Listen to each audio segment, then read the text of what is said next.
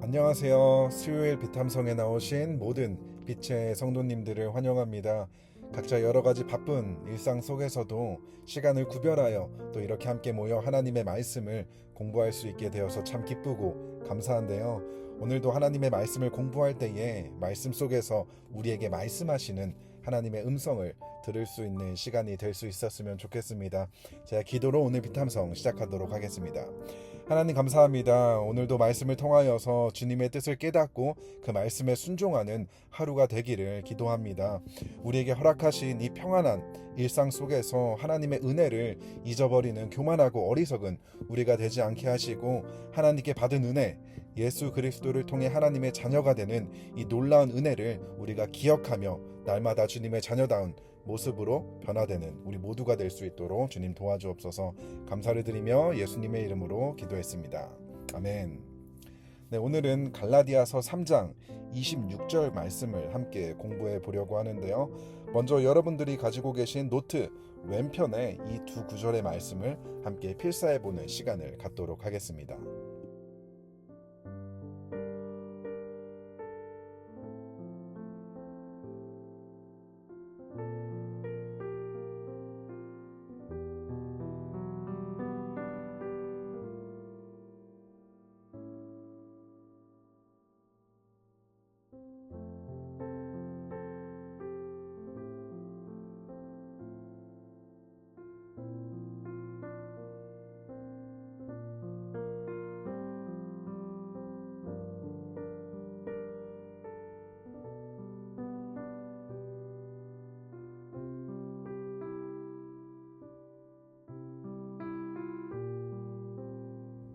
네, 이제 필사를 마치신 분들은 내가 적은 말씀을 여러 가지 펜을 사용해서 자유롭게 묵상하는 시간을 가져보도록 하겠습니다.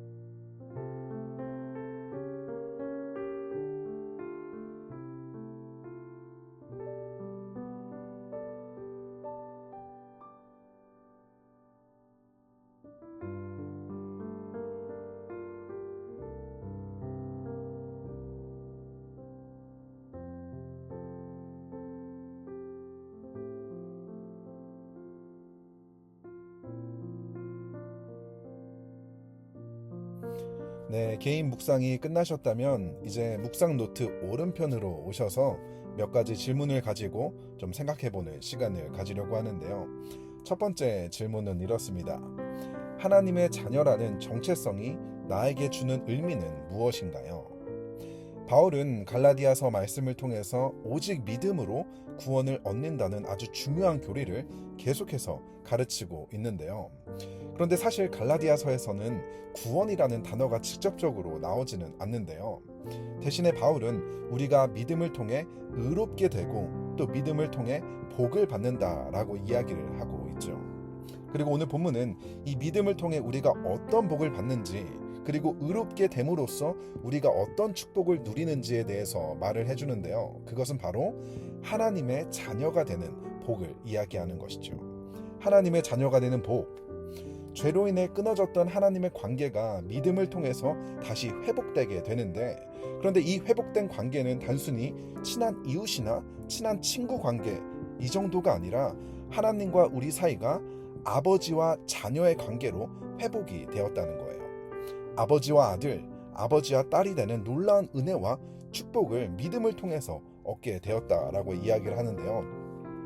그렇게 우리는 예수 그리스도를 믿는 믿음을 통해 하나님의 자녀가 되온 놀라운 정체성을 부여받게 되는데, 그렇다면 하나님의 자녀라는 이 정체성이 나에게 주는 의미가 무엇인지 한번 생각해보고 적어보는 시간을 가져보도록 하겠습니다.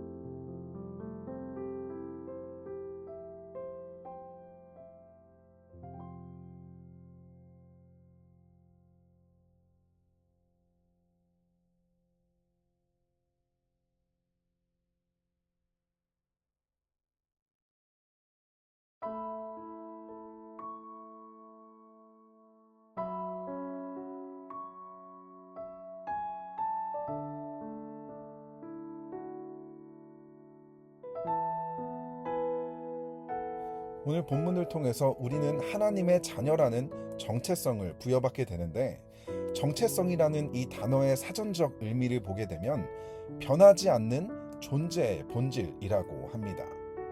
우리는 흔히 스스로를 정의할 때 내가 가지고 있는 것들, 나의 직업, 나의 지위나 내가 지금까지 이루어낸 성과 같은 것으로 내 스스로를 정의할 때가 있는데, 문제는 이러한 것들은 언제든지 변하거나 사라질 수가 있다는 것입니다. 그렇기 때문에 만약 내가 이런 것들에 정체성을 두게 되면 나의 정체성은 상황에 따라서 늘 흔들리고 바뀌고 불안해질 수밖에 없다는 것입니다. 하지만 오늘 본문에서 이야기하는 하나님의 자녀라는 이 정체성은 절대로 변하지 않는다는 것입니다. 하나님의 자녀가 되는 이 정체성은 내가 율법의 기준에 맞춰서 내가 무언가를 하고 노력을 해서 얻어낸 것이 아니라 오직 믿음으로 하나님께서 우리에게 주신 선물이기 때문이죠. 그래서 이 정체성은 절대로 변하지 않는다는 것입니다. 우리의 상황이나 환경에 상관없이 하나님은 언제나 우리를 하나님의 자녀로서 사랑해 주신다는 것을 우리는 기억할 수 있어야 한다는 것이죠.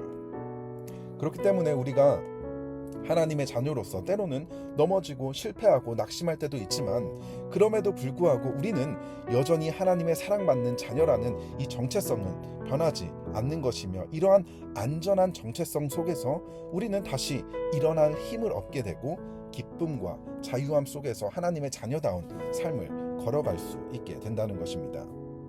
그리고 또 이러한 정체성은 사람들의 시선이나 평가로부터 우리를 지켜주게 되는데요. 세상은 대개 외적인 성공이나 다른 사람들의 인정에 따라서 우리를 가치하고 평가를 하게 되는데, 하나님이라는 정체성 안에서는 더 이상 이러한 평가들로 인해 우리가 흔들리거나 넘어지지 않게 된다는 것이죠. 우리의 자신감 혹은 이러한 자존감은 내가 가진 무언가로 결정되는 것이 아니라 하나님의 자녀라는 이 놀라운 정체성으로부터 나온다는 것을 기억해야 한다는 것입니다. 그래서 이어서 두 번째 질문을 살펴보려고 하는데요. 우리는 믿음으로 하나님의 자녀가 되었지만 하나님의 자녀다운 모습이 저절로 나오는 것은 아닌데요. 사실 여전히 우리의 삶을 돌아보게 되면 하나님의 자녀로서 살아가기보다는 과거 제 종이었던 모습들이 더 자연스럽게 드러나곤 하는데요. 그렇다면 하나님의 자녀다운 삶은 어떠한 삶인지 우리가 함께 살펴보아야 할 것입니다. 오늘 본문에서 하나님의 자녀라는 정체성이 우리에게 주어지기는 했지만 그 정체성 안에서 살아가기 위해서는 앞에 나오는 그리스도 예수 안에서라는 조건이 굉장히 중요하다는 것이죠. 이것은 우리가 단순히 하나님의 자녀라는 이러한 이름만을 가진 것에 그치는 것이 아니라 예수님께서 하신 일을 본받고 따르는 삶을 살아야 한다는 것을 이야기하고 있는 것이죠. 그래서 마지막 질문이 이건데요. 성경 속 예수님께서 하신 일들은 무엇이 있는지 아는 대로 한번 적어봤으면 좋겠습니다.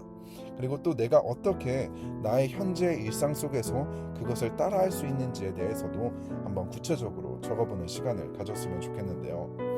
예를 들어서 예수님께서는 늘 소외되고 병든 이들과 함께 하셨는데 이러한 예수님의 모습을 닮아 내가 내 주변에 그런 사람이 있지는 않은지 살펴보고 또 그러한 사람들이 있다면 그들을 위해서 나의 시간과 돈과 에너지를 어떻게 사용할 수 있는지 예수님을 따라할 수 있는 일들을 또 적어보고 또 순종해 보는 것도 좋을 것 같습니다. 그래서 남은 시간 동안은 내가 아는 대로 최대한 많이 예수님께서 하신 일들을 한번 하나하나 적어보고 그 중에서 내가 오늘 따라 순종할 수 있는 일은 무엇인지 함께 발견하고 또 순종할 수 있는 시간이 되었으면 좋겠습니다.